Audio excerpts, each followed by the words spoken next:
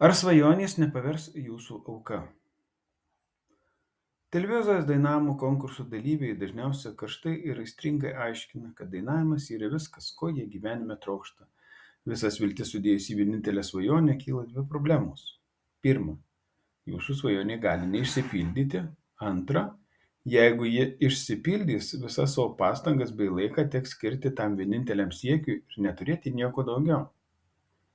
Deja, bet būtent to daugelis atlikėjų, nepaisant jų sėkmės ar nesėkmės, pasiduoda kartėliui ir nevilčiai. Iš komandos pašalinti sportininkai, tarnybos netekę darbaholikai, nebepaklausūs atlikėjai, visiems jiems gresia didžiulis psichikos sutrikimų pavojus.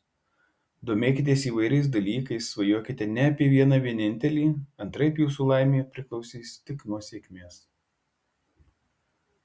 Atminkite, jog negauti to, ko nori, kartais yra didžiulė sėkmė.